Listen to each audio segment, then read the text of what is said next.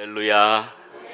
오늘 이 저녁에 주님께서 우리에게 주신 말씀은 레위기 말씀인데요. 레위기는 잘 설교가 안 되는 말씀이기도 합니다. 왜냐하면 제사에 대한 이야기들, 또 규례에 대한 이야기들이 가득 차 있고, 또 레위기가 참 읽기가 어렵잖아요. 성경 중에서 66권 중에서 가장 많이 읽히는 성경이 어디라고 생각하십니까? 창세기죠. 왜냐하면 매년마다 성경 일독해야지 하고 어디부터 읽어요? 창세기부터 읽다가 출애굽기까지 좀 읽다가 레위기 와서 포기해요. 그럼 그 다음에 또 결단하죠. 어디부터 읽어요? 창세기부터. 그래서 평생 창세기만 몇십 독 하시는 분도 있다고 하는데, 레위기는 가장 많이 안 읽히는 책 중에 하나예요. 그런데 희한하게도 이 레위기의 말씀이 모든 성경 말씀 가운데 가장 하나님의 말씀으로 꽉 차 있는 성경이에요. 레위기 안에는 모두 다 여호와께서 일러 가라사대, 여호와께서 말씀하여 이르시되, 모든 게 다 하나님 말씀으로 꽉 차 있어요. 그런데 이 구약의 동물 제사라든지 규례라든지 이런 것들이 오늘날 지켜지지 않고 예수 그리스도에 의해서 십자가의 모든 율법이 마침이 되셨기 때문에 우리가 더 이상 동물 제사를 안 드리니, 그럼 도대체 이 레위기는 왜 이렇게 해야 되나, 이런 생각을 할 수도 있지만 그렇지 않아요. 사도 바울이 로마서 12장 초두에서 너희 몸을 하나님이 기뻐하시는 거룩한 산제물로 드리라, 이는 너희가 드릴 영적 예배니라 그랬습니다. 아멘입니까? 그래서 우리가 산제물로 드려지는 우리의 삶이 제사가 될 수 있다, 이렇게 얘기했어요. 그래서 이 구약의 제사들을 쭉 살펴보면 하나님께서 왜 이렇게 제사드리라고 했는지 의미를 우리가 발견할 수가 있고, 그래서 그 가운데서 하나님의 뜻이 이것이구나, 이걸 발견할 수가 있어요. 그래서 오늘 제가 좀 어렵지만 레위기의 많은 제사 가운데, 제사도 5대 제사가 있잖아요. 번제가 있고 소제가 있고 속죄제가 있고 속건제가 있고 화목제가 있고, 다 각각의 의미가 있고 드려지는 방식이 달라요. 그런데 제가 오늘은 특별히 좀 소제, 그 중에 곡물 제사인 소제에 대한 이야기를 좀 나누려고 합니다. 오늘 주님께서 예비하신 그 은혜 가운데 꼭 소제를 통해서 오늘 깨닫게 하시는 은혜가 있고 헌신하시는 결단이 있는 축복의 시간이 될 수 있기를 주의 이름으로 간절히 축원합니다. 제가 예전에 한 칼럼을 읽었는데요. 어떤 사람이 지속적으로 호감을 받고 기억에 남는, 기억이 잘 남는, 좋은 기억으로 남는 사람들이 어떤 사람들인가, 이 조사한 내용을 봤습니다. 여러 가지 조건들이 있었습니다. 거기에 보면 그 사람의 좋은 목소리가 기억난다, 그 사람의 좋은 어떤 외모, 또 훤칠한 모습, 여러 가지 이런 태도, 이런 것들이 좋은 호감으로 기억나게 하는 사람이다, 이렇게 되어 있는데, 의외로 굉장히 높은 퍼센트를 차지하고 있는 기억의 조건이 있었는데, 그게 뭐냐 하면 좋은 향기가 나는 사람이었어요. 좋은 향기가 나는 사람을 사람들이 호감을 갖게 되고 좋은 기억으로 이렇게 갖게 된다는 겁니다. 여러분, 하나님이 창조하신 기간 가운데 우리 시각도 있고 청각도 있고 후각도 있고 미각도 있고 하는데, 가장 늦게까지 남아있는 감각이 후각이라고 합니다. 보통 눈이 잘 안 보이고 귀가 잘 안 들려도 이 향 나는 거 맡는 것은 늦게까지 간대요. 그래서 여러분, 이삭이 나이 많아서 늙어서 이제 그 축복을 좀 해야겠는데 에서를 축복하고 싶었잖아요. 그래서 잘 안 보이고 잘 들리지 않아요. 근데 이 에서처럼 누가 꾸며갖고 들어와요? 야곱이 꾸며갖고 들어오잖아요. 그래서 에서의 옷을 입고, 그러니까 그 눈이 잘 안 보여, 귀가 잘 안 들려. 그러니까 누군지 모르는데 향취를 맡고, 에서의 향취구나, 내가 마음껏 축복하겠다, 그러고 축복하는 장면이 나오잖아요. 그러면서 이 성경에서 말씀한 대로 이 후각은 반드시 뭐가 상관이 있다? 기억과 상관이 있다는 거예요. 그래서 이 좋은 향기가 나면 기억이 된다는 겁니다. 우리 성도님들도 마찬가지입니다. 생활하면서 좋은 향기가 나는 사람이 옆에 있으면 기분이 좋아지지 않습니까? 교회도 좋은 향기가 나는 교회에 오면 기분이 좋아지는 거예요. 제가 오늘 동덕교회 딱 들어왔는데, 또 우리 담임 목사님, 옥 목사님 뵙고 대화 나누고 이제 쭉 들어오는데, 왠지 여기서 영적인 좋은 향기가 나는 것 같아요. 아멘입니까? 그러니까 기분이 좋아지더라고요. 동덕교회가 너무 좋은 교회다, 이렇게 기억에 딱 남을 것 같은데, 아멘입니까? 그런 은혜가 있는 것이죠. 그래서 사람과 사람 사이에도 이렇게 좋은 향기가 나면 좋은 기억으로 남는데, 여러분, 하나님도 좋은 향기를 좋아하시고 하나님도 좋은 향기 나는 사람을 기억하시는 거예요. 하나님이 좋아하시는 향기는 성경에서 반드시 제사와 연결되어 있습니다. 뭐하고 연결되어 있다고요? 예, 제사와 연결되어 있어요.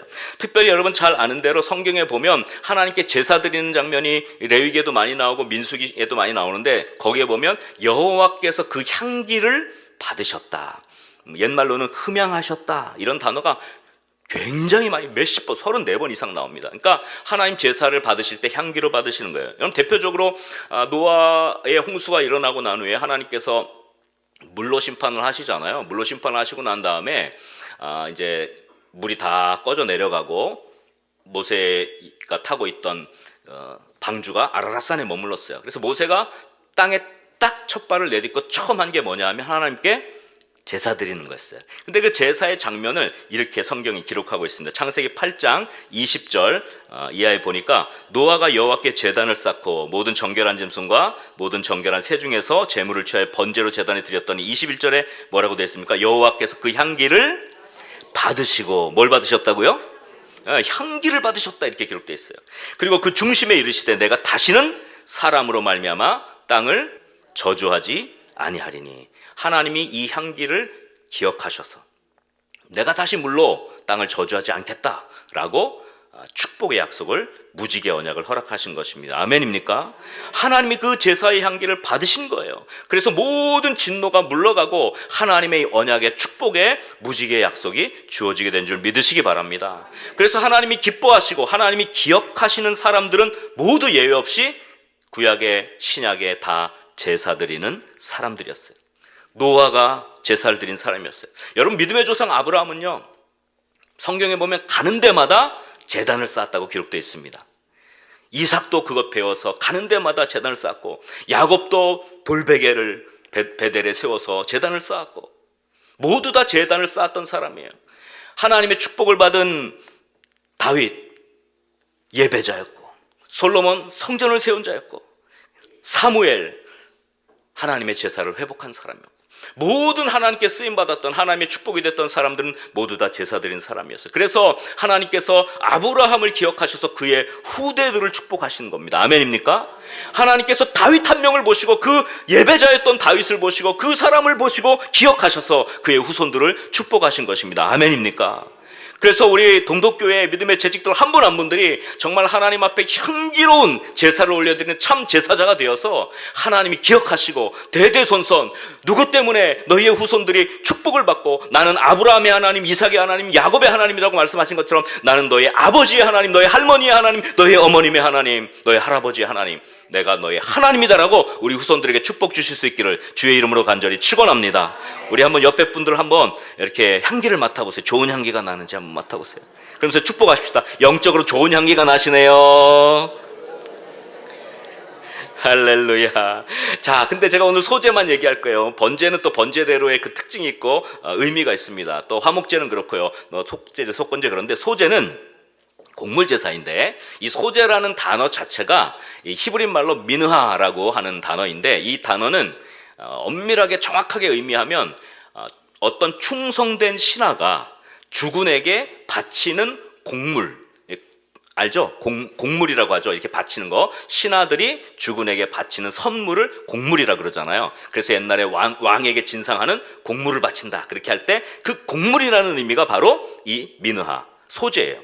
그러니까 이 소제는 하늘에 계신 우리 하나님을 나의 주인으로 모시고, 나는 충성된 종이며 충성된 가신입니다, 나의 충성을 받아 주옵소서 하고 드리는 선물이 바로 소제의 영적인 의미입니다.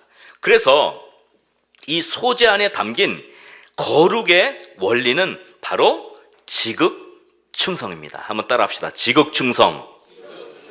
이 소제의 예물은 주군에게 바치는 충성의 맹세 선물, 즉 곡물입니다. 하나님이 기뻐하시는, 하나님이 기억하시는 우리의 거룩한 산제물은 바로 지극충성이어야 한다는 것입니다. 어떤 것이 그럼 충성된 삶인가? 사실 이 부분도 굉장히 내용이 많은데 오늘 대표적으로 아주 핵심적인 것 두 가지만 제가 좀 말씀을 드리려고 합니다. 자, 첫 번째 소제의 중요한 특징을 살펴보면, 소제의 첫 번째 특징은 소제의 제물은 반드시 고운 가루로 드려져야 하는 것입니다. 뭐로 드려져야 된다고요? 고운 가루, 이걸 딱 기억하십시오. 소재의 제물은 고운 가루로 드려져야 됩니다. 오늘 본문 말씀 1절에 보십시오. 다시 한번 1절에 보면 누구든지 소재의 예물을 여호와께 드리려거든 뭐로 예물을 삼아? 고운 가루로 예물을 삼아 그 위에 기름을 붓고 또 유향을 놓아 드리라, 이렇게 되어 있습니다. 자, 소재는 곡물 제사예요. 그래서 소재가 곡물 제사가 처음에 제물로 들어올 때는 이게 다 낫알로, 곡물 알로 이렇게 되어 있습니다. 근데 나달을 그대로 드리면 하나님이 받지 않으신다는 거예요. 어떻게? 반드시 이것을 찢고 빻고 부숴서 뭐로 만들어요? 고운 가루로 만들어야 되는 거예요. 이게 하나님께서 소재를 드리는 방법으로 첫 번째 주신 명령입니다. 그럼 왜 하나님께서 소재의 제물을 곡식 있으면 곡식 그대로 바쳐도 되지 왜 그걸 굳이 고운 가루로 빻아서 쪄서 고운 가루로 만들라 그랬을까요? 여기서 우리는 영적인 원리를 발견할 수가 있습니다. 여러분, 딱딱한 이 곡식 나달이 고운 가루가 되기까지는 여러 번 부서지지 않으면 안 되는 거죠. 이 나달은 바로 우리의 자아를 상징합니다. 고집 많은 나, 죄 많은 나, 아직도 자기밖에 모르는 이기적인 나, 이 자아, 이 단단한 나달, 그것을 어떻게 해야 되는 거예요? 부셔야 돼요. 으깨야 돼요. 빻아야 돼요. 그래야만 하나님 앞에 충성된 향기로운 산제사가 돼서 하나님이 그것을 기뻐 흠양하여 받으시고 그것을 기억하시고 축복하시는 줄 믿으시기 바랍니다. 고운 가루는 내가 부서지는 거예요. 내 자아가 깨어지는 겁니다. 그래서 고운 가루는 만들어질 수 있죠. 여러분, 충성이 뭡니까? 충성 속에는 내 자아가 깨어진다는 게 들어있어요. 충성한다고 하면서 자기 뜻을 주장한다? 나 하나님께 충성합니다 그러면서 하나님 뜻대로 하지 않고 내 뜻대로 한다? 그건 충성이 아닙니다. 여러분, 열심과 충성은 다른 거예요. 열심이 있는데 자기가 하고 싶은 것만 하면 그건 충성이 아니에요. 사도 바울도 열심히 있었어요. 율법에 열심히 있었어요. 근데 그가 열심히 교회를 핍박하고 하나님의 사람들을 잡아 옥에 가뒀는데 하나님이 제일 싫어하는 일을 하고 있었던 거예요. 그건 충성이 아니었던 거죠. 다메섹 도성에서 예수 그리스도를 만나고 난 이후에 내가 방향을 잘못 잡았구나. 내 열심은 헛됐구나. 내가 하나님께 충성한다고 착각했구나. 그걸 사도 바울이 깨달은 거예요. 여러분, 자, 우리가 충성된다는 것은 내가 하고 싶은 것, 내가 고집부리는 것, 내가 원하는 것을 하는 게 아니라 하나님이 원하는 것을 하는 것이 충성이라는 사실을 믿으시기 바랍니다. 하나님께 내 자아를 다 내어놓는 거예요. 내가 깨트려지는 겁니다. 순종하는 것입니다. 하나님은 지극충성하는 순종의 사람을 기억하시고 고운 가루로 받으셔서 그 삶을 축복의 삶으로 만들어주시는 줄 믿으시기 바랍니다. 그래서 우리 첫 번째 중요한 영적 원리, 노란색으로 되어 있죠. 한번 천천히 한번 저를 따라하면 좋겠습니다. 거룩한 산제사인 지극충성은 자아를 깨트려 고운 가루가 되는 순종으로 드려진다. 아멘입니까? 고운 가루가 되는 순종으로 우리의 지극 충성은 하나님 앞에 드려지는 것입니다. 믿음이 좋다고 생각하는 사람들 가운데 또 신앙생활 오래 해서 교회의 믿음이 정말 좋고 기둥 같은 일꾼으로 세워졌다는 사람들 가운데 자기 주장을 내려놓지 못하는 사람이 많은 것을 봅니다. 예배도 열심히 드려요. 헌금 생활도 열심히 잘합니다. 봉사도 하는데 순종하는 것이 잘 안 돼요.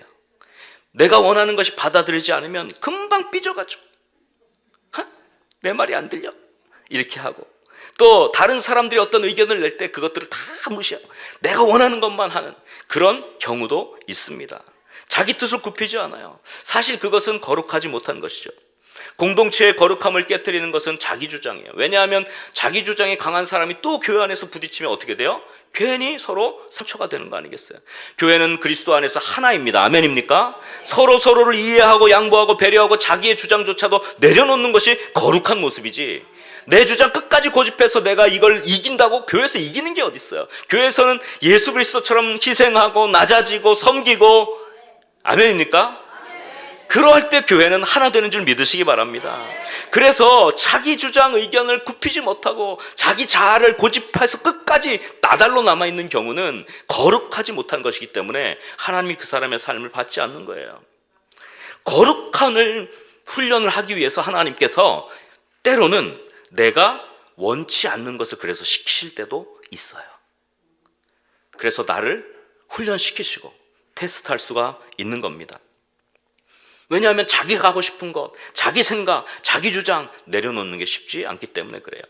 그 중세에 프란체스코가 세운 이 수도원이 굉장하게 영향력을 미칩니다. 정말 예수 그리스도의 사랑으로 사람들을 섬기고 돌보는 일에 많이 유명해져서 많은 사람들이 프란체스칸에 들어가서 수도하면서 영성을 기르고 자기 자신도 좀 하나님 앞에 더 가까이 가기를 소원한 사람들이 많아졌어요. 그런데 너무 많이 몰려서 아무나 받아들이지 못했어요. 그래서 거기에서 테스트를 거쳤는데 이 테스트가 아주 좀 독특한 겁니다. 사람들이 막 몰려왔어요. 그래서 배추를 하나씩 줍니다. 배추가 어떻게 생겼습니까? 밑에가 이렇게 뿔이 돼 있고 위에 이렇게 파란 이파리가 있잖아요. 그죠? 배추를 주면서 이 배추를 이 이파리 부분으로 거꾸로 심으라고 한 거예요. 그러니까 세 종류의 사람이 나타나요. 첫 번째 종류의 사람, 대부분의 사람들은 어떻게 배추를 거꾸로 심으라고 그러냐, 여기 정말 이상하다, 그리고 포기하고 떠나간 사람들이 있어요. 그 중에 또 한 부류의 사람들은 어떻게 이파리부터 심으라 그래, 똑바로 심어야지, 그리고 똑바로 심는 사람이 있어요. 근데 아주 소수의 부류만 시킨 대로 이파리 부분부터 심었습니다. 자, 이 세 부류 가운데 누가 여기에 들어가서 훈련을 받을 수 있습니까? 그렇죠. 왜 그럴까요? 순종하는지를 보는 거예요. 논리를 보려고 하는 게 아닙니다. 여러분, 신앙이 논리입니까? 신앙이 이론입니까? 그렇지 않아요. 아브라함이 이삭 바치라는 게 그게 논리적으로 가능한 일입니까? 이해가 안 되는 일인데 순종할 때 기적이 일어나는 줄 믿으시기 바랍니다. 그래서 이파리부터 심는 게 내 생각과는 틀려, 이건 맞지 않아. 근데 수도원에서는 그렇게 하라는 거예요. 그러면 어떻게 해요? 내 논리도 내려놓고 내 이성도 내려놓고 내 생각도 내려놓고 순종할 수 있는 자, 고운가루예요. 고운가루. 그 사람이 들어갈 수 있었다고 합니다. 제가 작년에 안식년이 있어서 미국에 좀 오랫동안 가 있었는데, 미국에는 지금도 하나님을 대적하는, 사탄을 숭배하는 사탄의 교회들이 있습니다. 그래서 하나님을 막 대적하고 거기 모든 예배들은 하나님을 회방하고 비방하는 그런 걸로 꽉 차 있어요. 근데 우리도 십계명이 있듯이 사탄을 숭배하는 그 악한 무리들도 십계명이 있다는 거예요. 우리 일계명이 뭡니까? 너는 나 외에 다른 신을 내게 두지 말라. 하나님만이 유일한 신이다. 그게 우리 일계명이잖아요. 근데 그 악한 무리들도 십계명인데 거기 일계명이 너무 놀란 거예요. 일계명이 뭔지 혹시 한번 추측해 보시겠습니까? 뭐 사탄을 섬겨라 그런 게 아니더라고요. 네 뜻대로 할지니라. 놀랍지 않습니까? 네 생각대로 해, 네 뜻대로 해. 그게 뭐예요? 내가 하나님 되라는 거예요. 아담과 하와에게 처음 준 선악과의 유혹이 뭐예요? 너 하나님처럼 되라. 네가 하나님 해. 이거 아니겠습니까? 여러분, 우리가 내 자아를 내려놓고 고운 가루로 으깨지지 않으면 절대로 거룩해질 수가 없어요.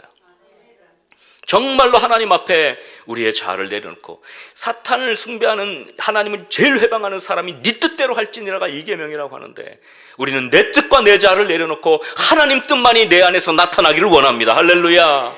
오직 주님만이 영광받아 주옵소서. 예수님 겟세마네 동산에서 기도했잖아요. 아버지, 이 잔을 내게서 옮기시옵소서. 그러나 내 원대로 마시고 아버지의 원대로 되기를 원하나이다. 그래서 예수님은 충성된 증인이신 거예요. 충성의 모델이 바로 예수님이에요. 죽기까지 십자가에 복종하신 거예요. 그런데도 우리는 아직도 단단한 나달을 가진 채 계속해서 내 고집, 내 자아, 내 주장, 이것을 하고 있는 것이 아닌지 다시 한번 영적으로 깨달아야 할 것입니다. 충성한다고 하면서 열심을, 자기를 위한 열심을 내면 안 되죠. 하나님에게 충성하는 것이 아니라 자기에게 충성하는 사람이 얼마나 많습니까? 그러면서도 하나님께 충성한다고 착각을 하고 있어요. 자기가 원하는 일, 자기가 하고 싶은 일에는 열심을 내지만 하나님이 원하시는 것, 하기 싫은 것을 시킬 때는 난 그거 못해요 하나님, 아니 목사님 난 그거 못해요, 나는 그거 내 마음에 안 드는 거예요 라고 한다면 어찌 그 사람이 고운 가루가 되겠습니까? 나도 모르는 사이에 내가 하나님 되어서 내가 내 할 일 결정하고 내가 내 하나님 노릇을 내가 하고 내가 하나님의 기쁨을 내가 정해버리는 그런 단단한 나달로 있어서는 안 될 것 같습니다. 하나님은 우리를 거룩하게 다듬기 위해서 때로는 원치 않는 일, 우리가 하기 싫은 일도 시킬 때가 있어요. 내가 원하지 않는 것이기 때문에 영적 저항이 거셉니다. 내면에서 이거 너무 힘든 거예요. 그러나 그것을 받아들일 때 우리는 고운 가루로 으깨지는 순간입니다. 아멘입니까? 우리가 고운 가루로 빠지는 그 순간인 거예요. 그래서 그 테스트를 통과하고 나면 정말 하나님 앞에 우리의 마음이 편해지고 하나님이 주시는 놀라운 축복을 누리게 될 줄 믿으시기 바랍니다. 그래서 저도 목동에서 목회를 하지만 성도님들 중에 찾아와서 꼭 그런 분도 있어요. 목사님 내년에는 구역장도 못하겠어요. 목사님 교사 못하겠어요. 목사님 성가대 못하겠어요. 이렇게 못하는 게 많아요. 못해 그래가지고 그래서 오시면 제가 그래요. 집사님 권사님 하나님께서 더 향기롭게 받으시기를 원하나 봅니다. 그 일을 한 가지 더 맡겨요. 그래서 다들 처음에 혹대로 왔다가 혹 붙이고 간다 그런 얘기하는데 제가 그 얘기 하지 말라 그랬어요. 복대로 왔다가 복 붙여서 간다. 아멘입니까? 여러분, 우리가 원하는 것만 해서 어떻게 하나님의 기쁨이 되겠습니까? 하나님이 원하는 것을 해야 하나님이 기쁨이 되는 줄 믿으시기 바랍니다. 그래서 우리의 자아가 깨어지고 으깨어지고 고운 가루가 되는 것이죠. 저는 선교를 많이 하는데 예전에 젊은 시절에도 선교할 때 낙도에 선교를 많이 갔었습니다. 예수님을 모르는 섬에 간 거죠. 가서 거기서 이제 일주일 동안 복음을 전하고, 그러니까 아이들 주로 대상으로 해서 낮에는 아이들이 이제 학교 갈 때 거기 어촌이니까 어촌에 뭐 일을 돕습니다. 마을을 돌아다니면서 뭐 무너진 담도 보수하고 페인트 칠도 해드리고 또 어르신들 뭐 그물 깁는 것도 도와드리고 뭐 배 청소하는 거 있으면 배 청소도 해드리고 뼈 빠지게 막노동을 해요 낮에. 그리고 아이들이 학교 갔다 오는 오후가 되면 이제 그 텐트를 이렇게 잘 쳐가지고 집처럼 마련해서 거기서 아이들하고 성경 학교를 합니다. 말씀도 가르치고 또 율동도 하고 준비해. 그렇게 해서 일주일 동안 그렇게 낮에는 봉사하고 밤에는 아이들 프로그램, 아이들 성경 말씀 가르치고 해가지고 이제 금요일 날 항상 마지막 날에 그 마을에 보면 항상 마을회관 같은 게 있어요. 그 마을회관에서 이렇게 발표회를 하고 복음을 제시하고 예수 영접하게 하는 그렇게 이제 일주일을 하거든요. 근데 또 한 섬에 갔습니다. 그래서 저희들도 막 기대를 가지고 이번에도 또 하나님 은혜를 주실 거예요. 그래서 막 목요일까지 열심히 그냥 뼈 빠지게 했습니다. 그래서 이제 그 다음 날 이제 목요일 지나고 이제 금요일 날 발표회를 해야 되는데 원래 마을회관을 빌려주기로 했던 그 이장님하고 이제 어촌계장이 제일 힘이 세거든요. 그 두 분이 목요일 날 저희들한테 오더니 내일 마을회관을 빌려줄 수 없다는 거예요. 정말 마음이 툭 떨어진 거야. 아니 우리가 어떻게 일주일 동안 그 마을 주민들 도와드리고 힘들게 애쓴 거 아는데 어떻게 마을회관을 못 빌려준다 그러지. 속이 상했어요. 그래서 모였습니다. 당장 내일인데 어떻게 하냐. 그러니까 막 그 일중에는 아니 우리가 이렇게 열심히 했는데 이렇게 우리를 푸대접할 수 있어? 우리 당장 짐 싸서 오늘 서울로 올라가자. 막 이런 친구들도 있었습니다. 그때 우리 기도하자고 그래서 다 손잡고 기도했습니다. 하나님 어떡합니까? 이렇게 됐는데 근데 하나님께서 막 기도하는 중에 주시는 음성이 있었는데 그게 뭐냐면 너희들이 거기서 복음 전하기로 했으면 너희에게 어떠한 대접이 오든지 끝까지 감당해라. 그렇게 기도하는데 하나님이 그런 음성을 주시는 것 같은 거예요. 그래가지고 우리가 다 기도하면서 우리도 은혜를 받고 그래 우리가 뭐 대접 잘 받자고 여기 온 거 아니니까 우리 끝까지 한번 해보자. 그러면 어떻게 해요? 마을 회관 안 빌려주면 어디서 해요? 그러면 뭐 날씨도 좋은데 마을 회관 마당에다가 돗자리 깔고 그냥 마당에서 하면 되지. 그래요? 그럽시다. 그리고 기분이 딱 좋았어요. 좋아가지고 그래서 잠 잘 잤습니다. 그래서 아침에 그 다음날 아침에 딱 일어났는데 무슨 일이 벌어졌는지 아십니까? 네, 정확합니다. 비가 왔어요. 비가 내리는 거예요. 어떻게 하셨습니까? 저는 사실 기도하고 나면 그날 다음날 아침에 하나님이 아유 너희 착하다 그래가지고 마을 그 이장님하고 어촌계장님이 와서 아유 어제 미안했네 마을 회관을 빌려주겠네 요럴 줄 알았어요. 아이고 그러기는커녕 야외에서 지금 우리가 발표를 해야 되는데 비가 내리는 거예요. 너무 속이 상했어요. 여러분 이렇게 자꾸 속상하고 그러면 그때 어떻게 해야 돼요? 기도해야 돼요. 손잡고 또 기도했어요. 저희들 그냥 기분 나쁘면 기도하는 거예요. 그래서 하나님 어떻게 합니까? 우리 지금 마음이 너무 상했어요. 하나님 왜 이렇게 하십니까? 근데 하나님께서 또 똑같은 음성을 주시는 거예요. 너희 복음 전하려고 왔지 않느냐. 상황과 상관없이 끝까지 너희들이 계획한 거 다 해라. 기도하니까 마음이 가라앉더라고요. 그래, 뭐 비 맞으면 어떻겠냐. 하자. 우리 마음 상하는 거 이거 아무것도 아니지. 우리는 원래 하던 일을 하자. 그래서 비가 오는데 그 마당에서 발표를 하기 시작했어. 근데 비가 막 오는데 우리가 막 그러고 있고 또 자기 자녀들이 이렇게 거기에 이렇게 비 맞고 있는 거 보니까 마을 주민들이 안 됐는지 이게 크다란 파라솔 같은 우산 같은 거 있잖아요. 그걸 들고 몰려들기 시작한 거예요. 그래가지고 저희 머리 위에다가 다 뒤에서 받쳐주고 발표를 하기 시작했습니다. 아이들도 발표를 하고 저희들이 이제 스킷 드라마 하면서 마지막에 여러분을 위해서 대신 죽어주신 분이 계시다고. 바로 예수님이라 그러면서 예수 나를 위하여 이 찬양을 막 하고 예수님이 여러분을 위해 죽으셨다. 그런데 그날 10명의 주민들이 예수님을 영접했습니다. 할렐루야, 할렐루야. 만약 저희들이 기분 나빠가지고 우리를 이렇게 대접해, 우리가 이렇게 수고했는데 이렇게 대접해, 그리고 짐 싸서 올라갔으면 그 10명은 구원 못 받은 거예요.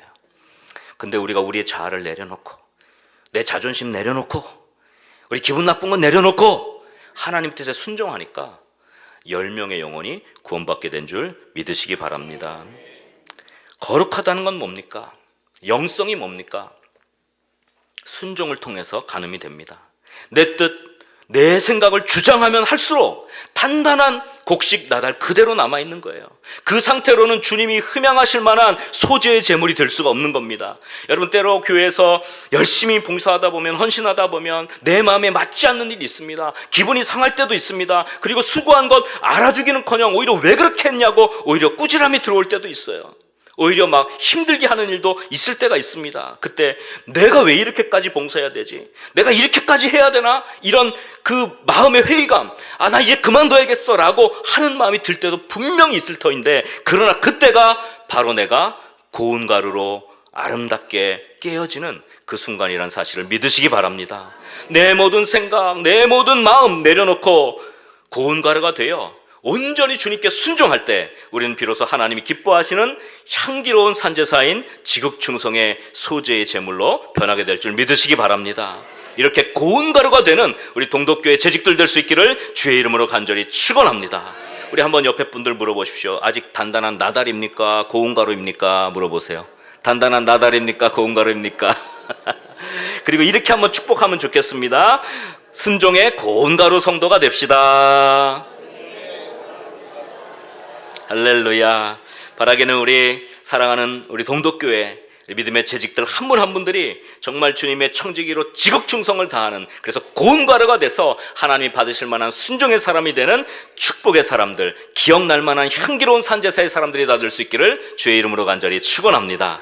자, 여기서 소재의 중요한 특징 한 가지만 더 살펴보겠습니다. 자, 소재의 두 번째 중요한 특징은, 자, 고운 가루로 드린 게 첫 번째인데, 이 고운 가루를 드리는데 원래 고운 가루를 한 10리터 정도 되는 분량이, 큰 분량을 제물로 갖고 오거든요. 근데 그걸 다 드리는 게 아니라 그 고운 가루 중에 한 움큼, 이렇게 딱 손으로 한 움큼만 하나님의 제단에 올려서 태워져요.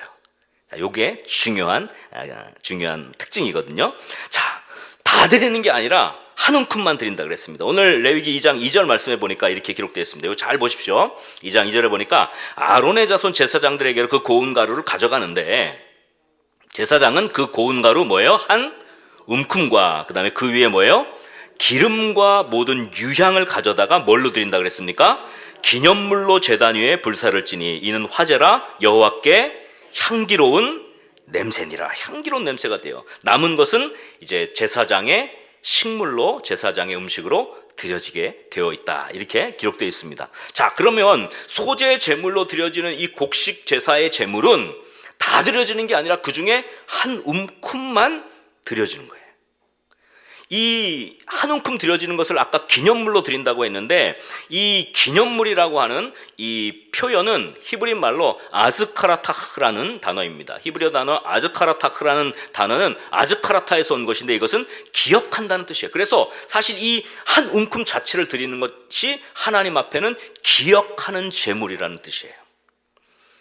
하나님께서 기억하는 것, 바로 이것이 소재의 중요한 두 번째 원리가 됩니다. 그래서 요것 한번 따라하겠습니다. 한번 2번 우리 자막 한번 주시면 제가 좀 같이 따라합시다. 천천히 한번 따라하겠습니다. 거룩한 산제사인 지극충성은 하나님께 기억되는 결정적 사건으로 드려진다. 아멘입니까? 이 지극충성의 한 움큼은 하나님께 기억되는 결정적인 사건, 딱 그 한 움큼, 그것으로 드려진다는 것입니다. 여러분, 근데 이 한 움큼에 기름과 유향이 되어진다는 건 아주 중요한 의미가 있어요. 원래 기름과 유향에 대해서도 조금 깊이 의미를 살펴봐야 되지만 오늘 다 살펴볼 수는 없고요. 이 기름과 유향은 사실 고대 세계에 가장 중요하게 여겨지는, 어떻게 보면 오늘날로 치면 화폐의 가치를 가지고 있는 것입니다.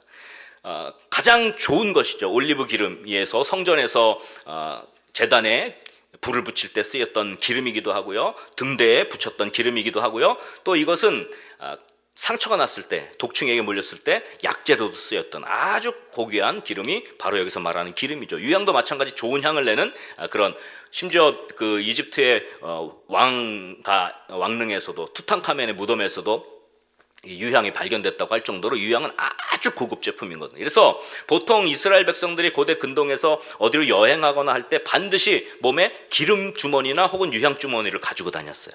왜냐하면 이걸 가지고 다니다가 며칠을 가야 되니까 오아시스를 만났을 때 거기에 이제 대상들이 나타나면 그 기름을 주고 뭘 받아요? 음식물을 얻고 혹은 물을 얻고 이렇게 해요. 그래서 이 기름은 생명과도 같은 거예요. 그러니까 이 기름이 있어야만 이 여행에 살아남을 수 있어요. 그래서 이 기름은 돈과도 같은, 화폐와도 같은 것이죠. 그런데 이 기름을 부으라는 거예요.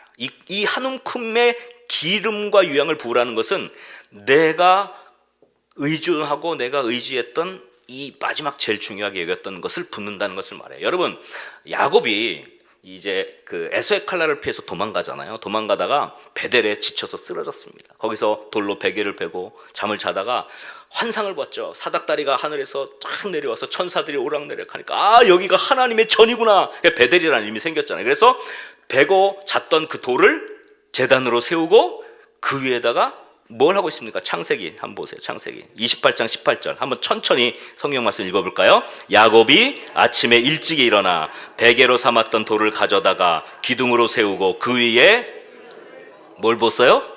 기름을 붓어요. 이 기름이 어디서 났겠어요? 이 기름이 지금 야곱이 광야길 가잖아요. 이거는 생명이에요. 이게 있어야 먹을 것을 구하고, 이게 있어야 물을 구하고, 이게 있어야 덮을 옷가지를 구하고, 이게 있어야 독충에 물렸을 때 치료를 받아요. 근데 이거를 하나님의 제단에 다 어떻게 해요? 부어 드리는 거예요. 이제 이 기름이 나를 지켜주는 게 아니라 누가 나를 지켜준다는 거예요? 하나님이 나를 지켜준다. 하나님이 나를 인도하신다. 그래서 한 움큼 기억나는 인생의 중요한 사건, 이 한 사건, 하나님이 내 인생의 최고이십니다 라고 하는 사건이 꼭 있어야 이것이 하나님 앞에 한 움큼으로 드려진다는 것입니다.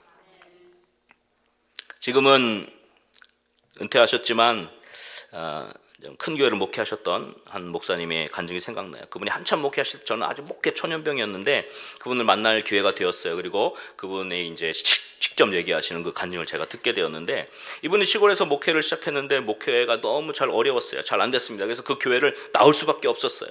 그래서 서울에 변두리에 와서 개척을 했는데 정말 하나님이 기름을 부어주셔가지고 너무 많은 부흥이 거둬졌어요.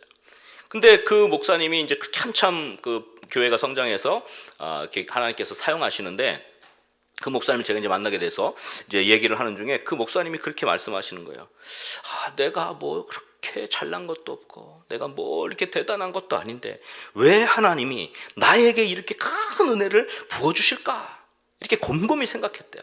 그런데 자기의 삶에 기억나는 사건이 딱 있는데, 그 사건이 뭐냐면, 여기 이제 개척하기 전에 시골 교회에서 목회할 때 목회가 너무 힘들어서 안 될 텐데, 근데 그 교회 시골 교회니까 뭐 조그만데 그 옛날 시골 교회는 지붕이 다 이렇게 양철 지붕, 슬래트로 돼 있는 양철 지붕 아시죠? 우리 어르신들 아실 겁니다. 그 양철 지붕으로 덮여 있었대요.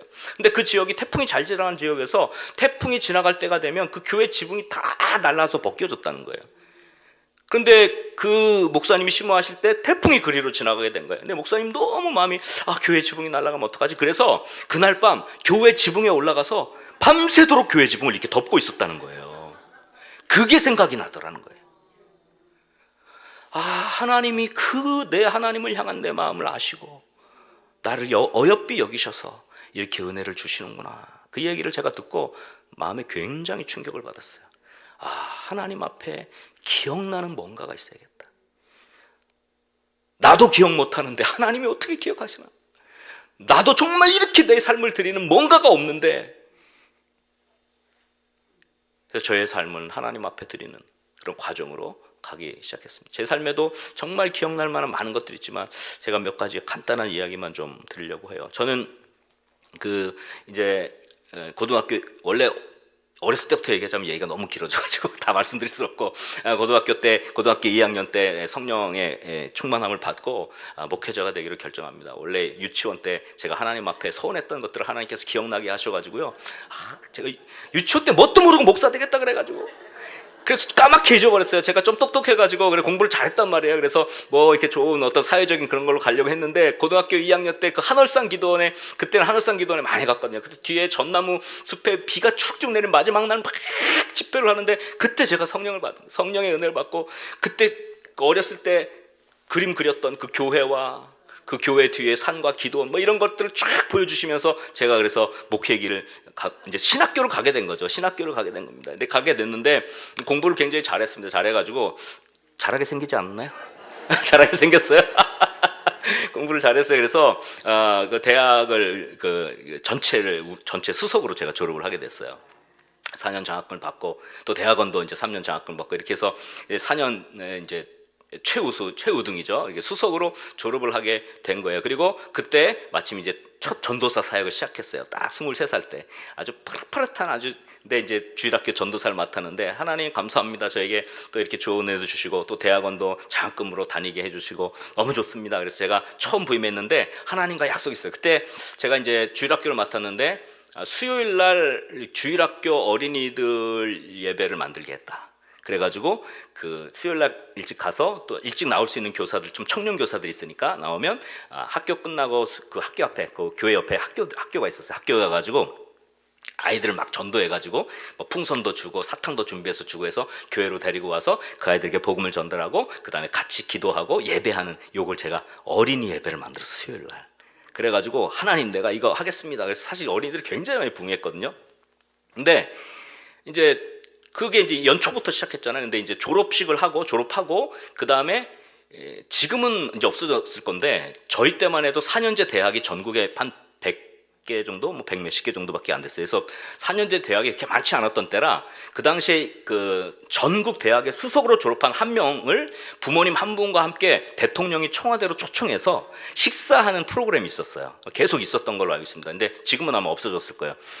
이제 그때는 뭐 대학이 그렇게 많지 않았으니까 4년제 대학. 그래서 저도 당연히 수석 졸업했으니까 저하고 또 부모님 한 명 이렇게 모시고 오라 이렇게 왔어요. 근데 날짜를 딱 받아보니까 그날이 수요일 점심인 거예요. 그래서 전 못 가겠습니다 그랬죠. 근데 그때까지도 아직 그 서슬이 펄은 군사정권 시절이었기 때문에 이런 대통령 초청에 못 가겠다 이런 소리는 나올 수가 없는 시절이었어요. 저는 못 가겠다는 거. 왜 못 가냐? 나는 그날 하나님과 약속한 게 있다. 나 하나님께 내가 이렇게 헌신하기로 약속한 게 있는데, 내가 이거 제일 중요해서 나는 이거 뭐 청와대 초청 안 가도 좋으니까 나는 빼줘라. 난리가 났습니다. 막 학교로 연락 오고 주변으로 연락 오고 막 난리가 났어요. 난 못 가겠다. 근데 이제 한참 좀 시간이 지나고 나서 그 다음에 다시 연락이 왔어요. 목요일로 옮겨졌다는 거예요. 저 때문에 옮겨진 건 아니고요. 뭐 대통령 일정이 이제 바뀐 거죠. 그래서 목요일이면 내가 가지. 그래서 이제 어머님을 모시고 갔던 기억이 나요. 그때 뭐 이제 식사도 하고 이렇게 뭐 악수도 하는데, 뭐 대통령님 악수하고 그 다음에 이제 여사님 악수하는데, 그 여사님이 저에게 했던 말이 딱 기억나요. 이 학생이 그 학생이구만. 아직도 기억이 생생해요. 하나님이 뭐 저도 사실 보잘것 없고 아무것도 아닌데, 하나님이 너 기억난다. 아마 그렇게 해주신 게 아닐까, 그렇게 생각이 돼요. 근데 제가 이렇게 공부를 잘하다 보니까 교수님들이 너는 교수를 하면 학교에 좀 도움이 되고 교단에 도움이 되겠다 그래서 공부를 하라고 해서 저는 교수가 되고 싶은 마음이 컸어요. 교수를 열심히 하고 싶었습니다. 공부도 잘했고요. 그래서 교수님들이 어떻게 진학을 하고 어떤 분야를 공부하고 할 것까지 좀 다 정해 주셔서 막 그렇게 했던 시기였습니다. 제가 이제 그 대학원까지 졸업을 하고 목사 안수 막 받을 때쯤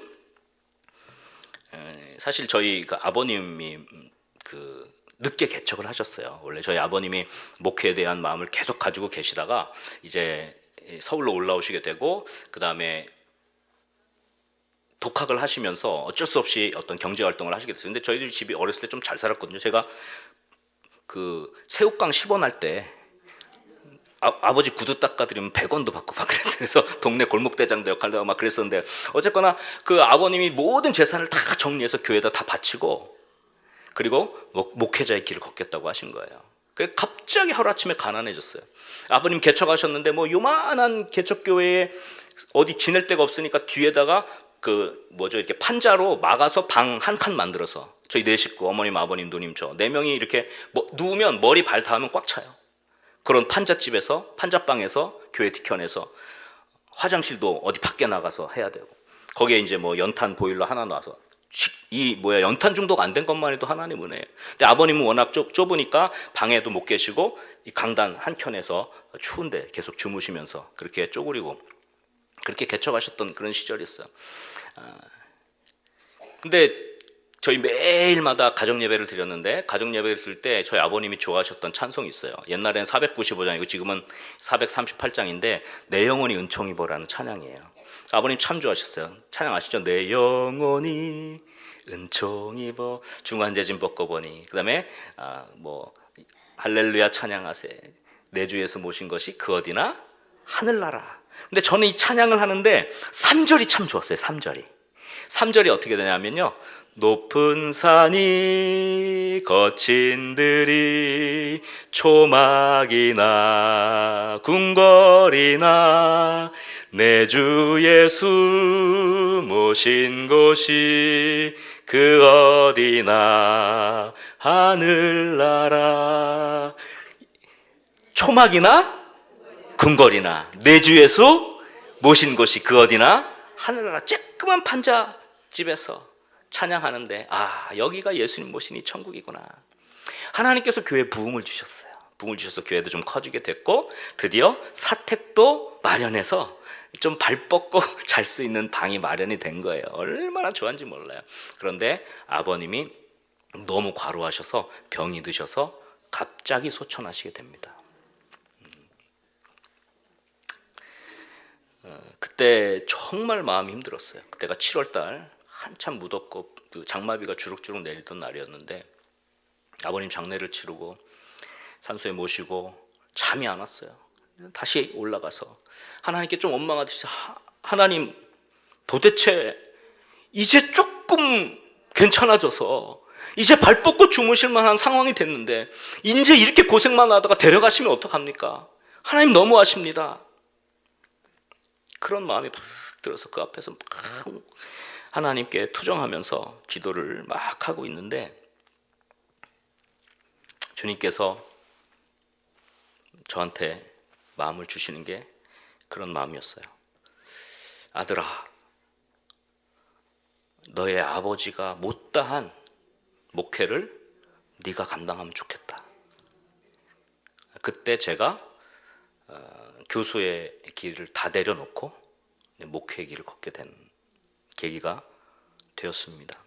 제 마음은 교수가 되고 싶은 굴뚝 같은 마음이 있었어요. 근데 주님이 원하시는 건 그게 아니었더라고요. 그래서 제 모든 자아를 다 내려놓고, 내 소원도 내려놓고, 내 소망도 내려놓고, 주님, 제가 아버님의 못다한 길을 걷겠습니다.